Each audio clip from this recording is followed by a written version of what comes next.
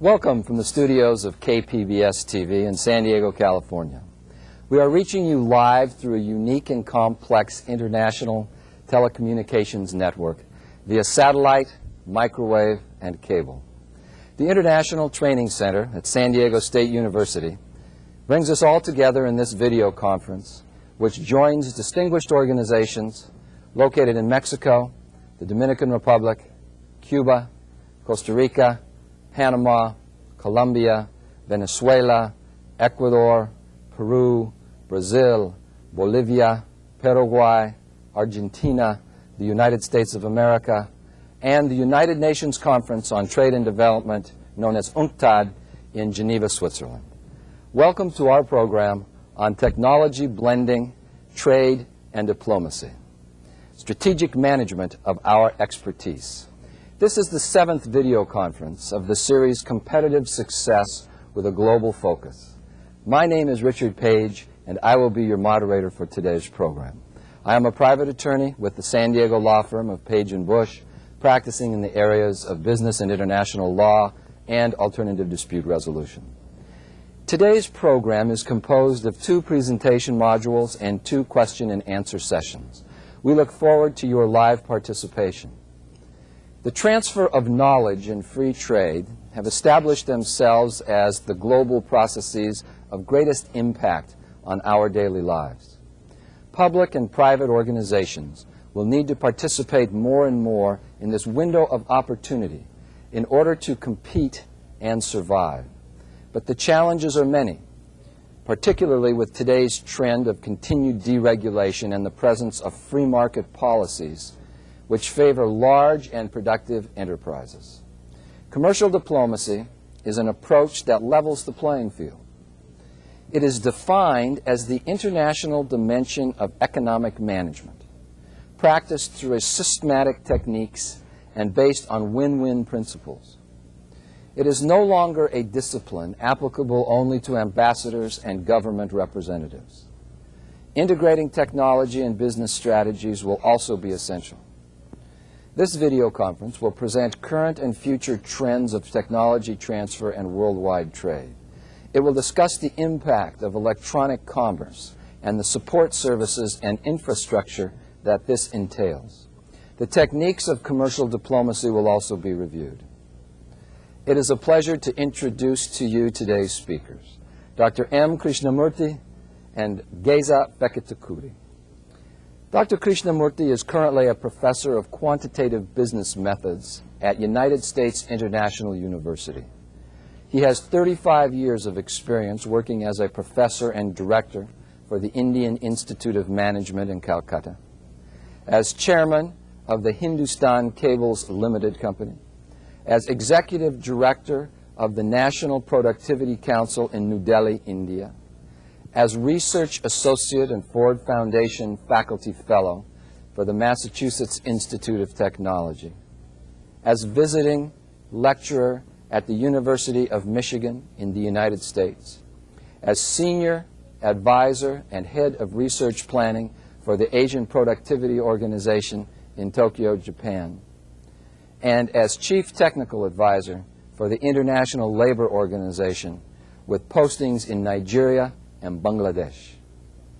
Dr. Krishnamurthy has contributed 80 documents in the form of national and international conference papers, journal articles, books, monographs, and technical reports for the United Nations and other organizations. Mr. Feketukuri came to the Monterey Institute with more than 20 years' experience in the Office of the United States Trade Representative and most recently as Senior Assistant U.S. Trade Representative. He played key roles in both the Tokyo and Uruguay rounds of multilateral negotiations and is widely credited with putting trade in services on the international agenda. For several years, he chaired the OECD Trade Committee. Mr. Feket Tekudi was also a senior staff person on the Council for Economic Advisors and of the Office of Management and Budget. He has been a scholar in residence at the International Trade Commission and has been a visiting professor at Cornell University and Johns Hopkins University. Mr. Feket Tekudi has published books and articles on a broad range of trade policy and negotiating issues. Most recently, he served as co-editor for the book Trade Strategies for a New Era. Welcome, Dr. Krishnamurti and Mr. Feket Tekudi. Let us begin with an introductory question. Many of us see technology transfer and diplomacy as issues that are the concern and responsibility of governments and foreign embassies. Why should universities, corporations, and non-government organizations learn about these topics and train in this area? Dr. Krishnamurti. Thank you, Mr. Page. The focal point of this entire year's conferences is on competitive success with global focus. It is not addressed only to the government. It's addressed to the universities, to the various non-governmental agencies, and also to industries themselves. Transfer of technology comes in many different ways. For the universities, for example, they need to know more about the web. They need to know all about the changes in the information technology as has been propagated through these video conferences. The R&D institutions and the various non-governmental institutions have to understand that there are different new technologies coming into the market. If they want to be competitive on a global market, they have to know what they are and they have to be able to use it. Industries, of course, it's extremely obvious that if they want to compete, they have to bring in quality products at a lower price. All this is possible only through technologies which are available elsewhere. That means you don't need to reinvent the wheel. The major issue here is bringing all these people together to provide a synergy. Thank you. Mr. Feket Tekudi. Thanks, Richard. In a globalized economy, you just can't leave it all to the government. If all regulatory issues that arise in the millions of commercial transactions that take place all the time, basically business would grind to a halt. Moreover, from the point of view of an individual corporation, if you want to be successful in the global marketplace, you have to learn how to deal with foreign governments and all the issues that you've got to deal with. And you have to learn how to deal with people from other cultures with different customs. If you are a non-governmental organization, you increasingly have to be effective at the international level in this new globalized economy as well. And you have to learn how to manipulate the political process at a global level. Finally, as far as the universities are concerned, they have to be able to learn how to train the professionals that are needed in this new world to carry out the kind of commercial diplomacy that's required in order to make the wheels go round. Thank you. Thank you for your comments. Let us begin with Module 1, in which Dr. Krishnamurti will describe some of the key aspects of international technology transfer, with particular reference to the relationships between firms and organizations in developed and developing countries.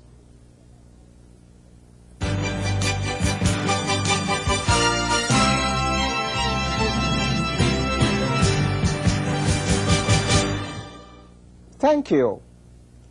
I will be covering some of the key aspects of international technology transfer with particular reference to the relationship between firms and organizations in developed and developing countries. I have divided my talk into 7 major topics. They relate to why there is a need to transfer technology, how to select the appropriate partners, how to carry out negotiations successfully, what is involved in obtaining the necessary financing, How to ensure commercial viability? What factors are important to the government in approving these transfers? And finally, I will offer a few concluding remarks. Technology transfer is an issue of relationships. At the international level, I propose to cover the relationship between developed and developing countries. Let's look first at the goals of technology transfer. Rapid advances in telecommunications have resulted in global interconnectivity. An outstanding example of this is the current video conference. Only 2 weeks ago, Chairman Alan Greenspan of the US Federal Reserve declared, with a mixture of pride and puzzlement, the US economy to be in extraordinarily good shape. He believes that the nation is benefiting from huge investments in technology. Such investments are helping companies to produce more for every hour worked, thereby holding down overall costs even as wages rise. These advances are not made overnight. They require deliberate and consistent measures by industry and government with the goal of fostering productivity and competitiveness. As Greenspan declared, the key to success is technology. The speed of acquisition and assimilation of technology at the international level is a major preoccupation of emerging economies. Several international organizations have offered to help in bridging this technology gap between developing and developed countries. I will focus on the nature of the relationships that govern the flow of technology, particularly at the international level. Any relationship involves a certain amount of risk. Where there is no risk, there is no gain. A risky venture, properly handled, can lead to profits. But the basic question is there an equitable sharing of risks and profits between firms in developed countries and developing countries? Properly implemented, technology transfer can result in increased levels of employment, improved productivity, and better wages. Market forces require that organizations try to innovate in order to improve sustain their competitive positions. A discriminating customer expects high quality at a low price. Any organization that can deliver what the customer wants has an increased probability of surviving. This graphic shows that the survival rate is very low for products or services that are of low quality and are priced very high, and vice versa. When the customer is characterized by a low level of discrimination and purchasing power, as often happens in developing countries, the main concern for the customer is that the product or the service to be low in price. So the customer is willing to compromise on quality when the price is low.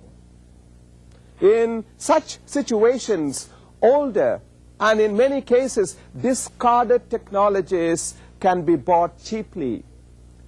But the products resulting from the use of such technology cannot usually be sold in developed countries.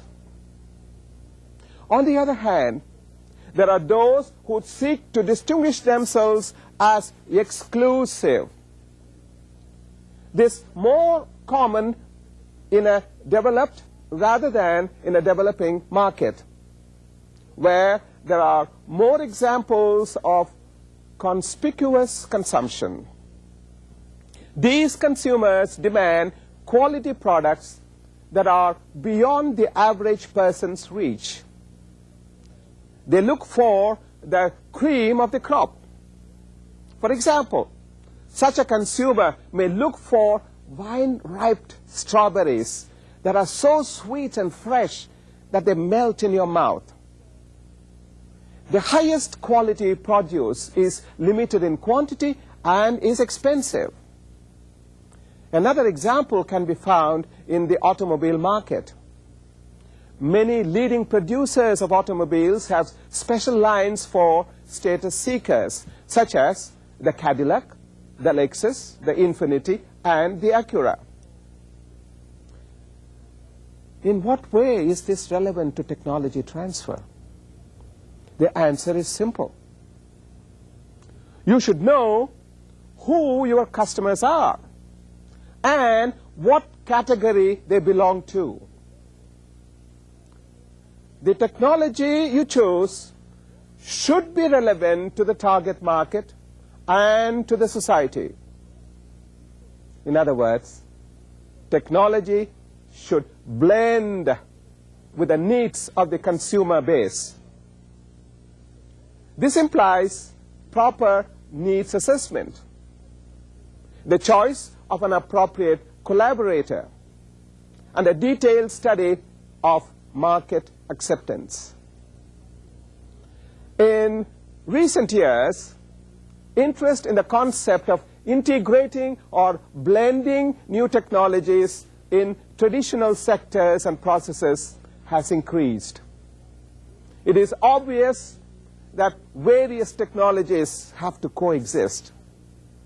At the same time, innovative applications will need to be extended at all levels, from large industrial enterprises to small rural communities. The concept of technology blending is a crucial element in the management of technological pluralism and involves varying activities. The basic rationale for technology blending is that through applications of microelectronics, biotechnology, and other new technological developments, traditional products, processes, and techniques can be substantially upgraded and their productivity and efficiency significantly increased. In developing countries in particular, the introduction of new technologies that are integrated with the traditional products and processes may have better prospects for local absorption, adaptation, and innovation than entirely new technologies. New technologies brought into a new marketplace by themselves oftentimes have a negative impact in terms of local employment. There also may be less opportunity for local absorption and adaptation. There is also likely to be less resistance to the introduction of new technologies if they are perceived not as displacing the traditional activities, but rather as contributing to greater productive efficiency. Several studies have been conducted with respect to technology blending. These illustrate the viability and range of applicability of blended technologies. Potential integrated applications can be considered in various areas, such as using microelectronics for food storage and to control irrigation and moisture, as well as in industrial sectors. Another example would be by the utilization of biotechnology for improving traditional agricultural practices through nitrogen fixation, production of single-cell proteins, and achieving increased crop yields and desired properties through tissue culture. The use of microorganisms in waste treatment and in the mining and the pharmaceuticals industries would be other examples. When technology is transferred from a developed to a developing country, the equipment, the processes, and the final products will have to be adapted to suit local conditions. The political climate, the government policies, and in general, the macroeconomic environment play a big role in such decisions. There are two important parties in any technology transfer agreement. The one who provides the know-how is called the transferor, and the one who receives it, the transferee. Several options are open to both parties, ranging from signing a memorandum of understanding to forming a wholly owned foreign subsidiary.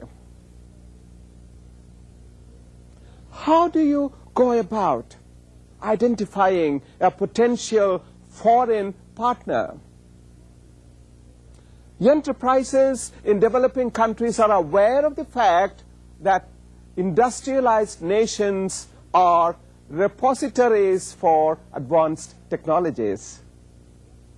However, financial considerations and local conditions may seem to inhibit a partnership leading to a transfer of technology. At the same time, the fact that many international and intergovernmental agencies have come forward to bridge this gap is encouraging. A number of developed countries have special agencies to deal with technology transfers. Foreign embassies, industrial promotion agencies, financial development institutions, chambers of commerce, industry groups, and universities can also provide good contacts. We have included in the appendix of your participants' manual some notes on the sources that might be useful to you. So I will confine my remarks to a selected few. An intensive web search should provide industry-specific information from various regions.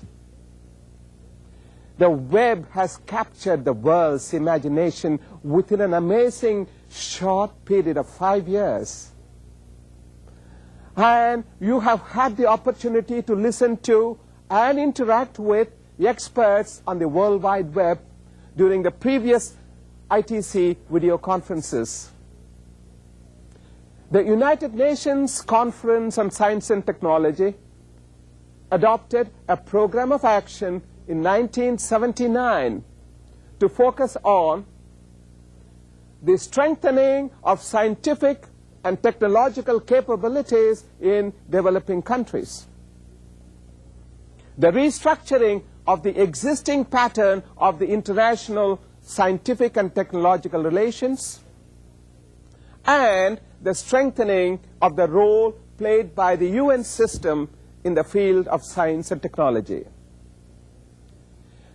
This has come to be known as the Vienna Program of Action.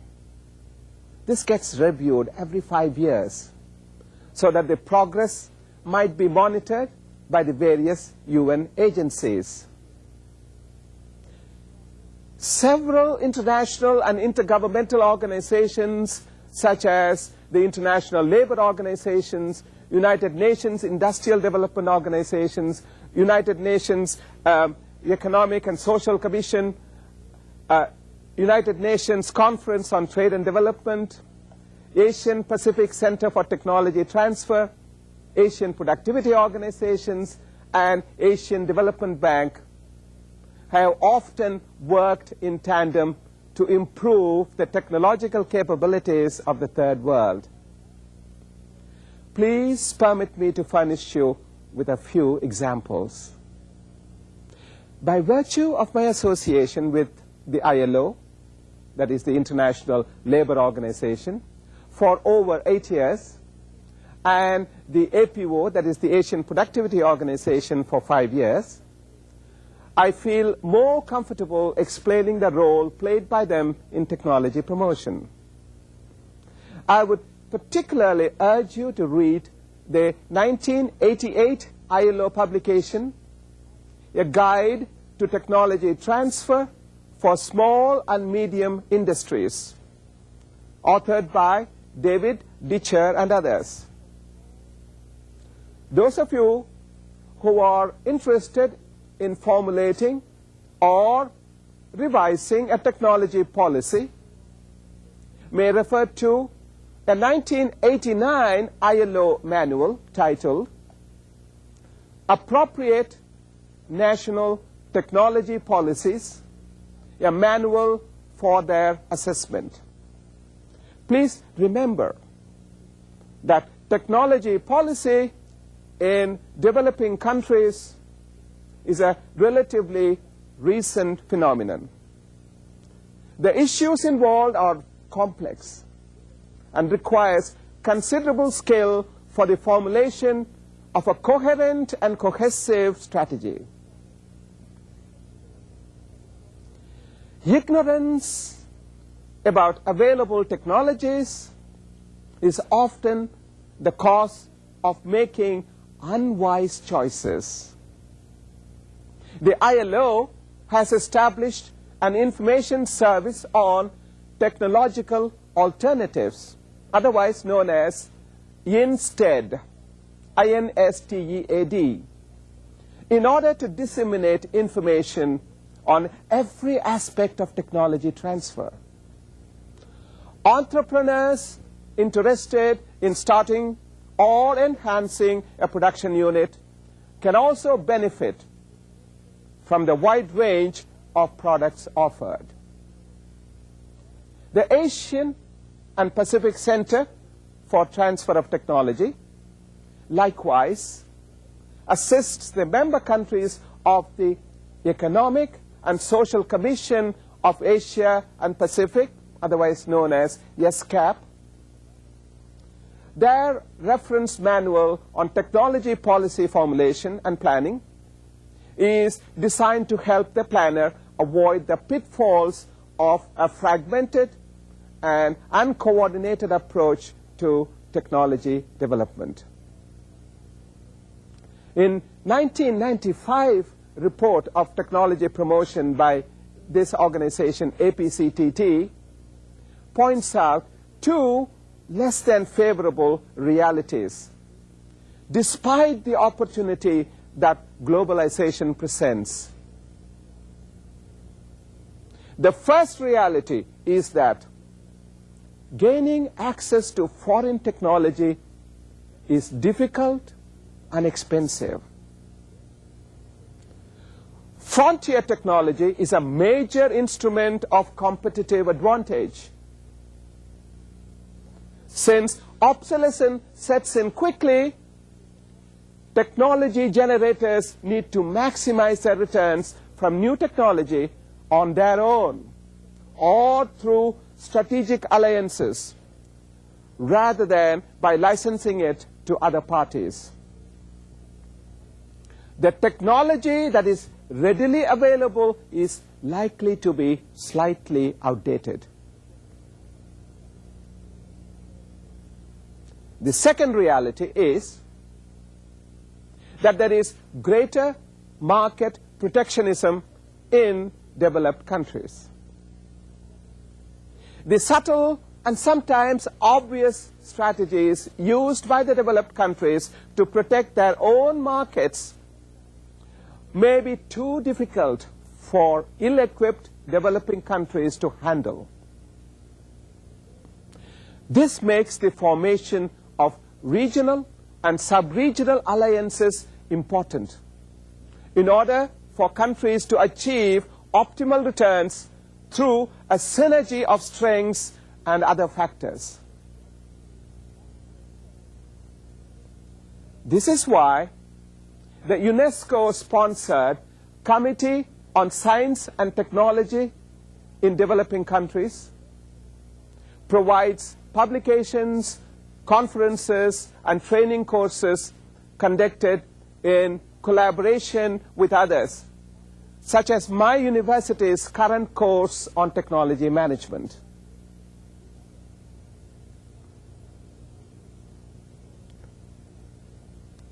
Let me now turn to the contributions of other international agencies with whom I have had some association. The Asian Development Bank, or the ADB, and the Asian Productivity Organization, or the APO, have been active in this field for many years. ADB's publication, Technology Transfer and Development, answers the question of whether or not